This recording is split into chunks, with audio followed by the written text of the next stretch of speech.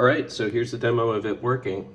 The calibration is a little bit off, but you get the basic idea, I hope. So here's the device, the ESP32 device. The sensor is out of the water right now. So that sensor, it's gonna go into my little bar sink here, which has maybe 3 inches of water in it. Currently it reads 0%. Ignore that gallon calculation. That's a calibration that I've got to do. But the point is, this little guy is going to measure the difference in the differential in pressure between what it's experiencing with the water above it and the top of the tube, which is right here, which needs to be out in the open. I've put it in this enclosure box that's going to live in the well house. I've got some labels on it for people coming by, don't tamper. Miss blinking is normal behavior.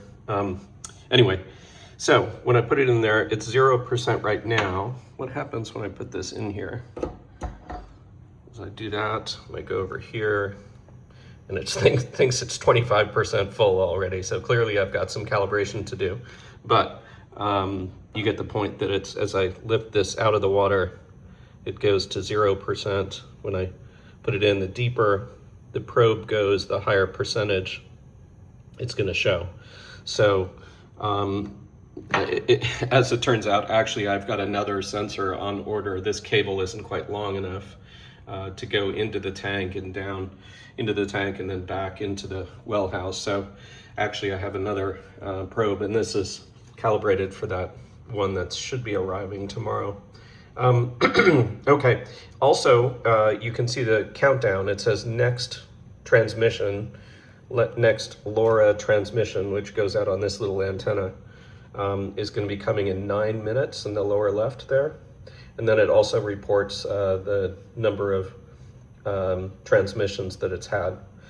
I'm not going to wait. I guess maybe you get the idea, but basically it's going to transmit this guy over LoRa to this little guy that's going to live on its own in the main house, and it's going to connect to Wi-Fi, and it'll listen to the packets that are sent, and this is going to return temperature, humidity. The temperature and humidity is provided by this little chip, which I might actually break out outside the box, because clearly when I'm putting this in here, really it's reporting temperatures higher than the ambient temperature inside the well house, which is kind of what I want. So I might drill through this enclosure. I might pull this little guy out. Fortunately, I put this on a breakout header. I might just mount this on the top of the box. So there you go. That's the project, and it basically works. I just need to recalibrate this a little bit in software. That's the easy part.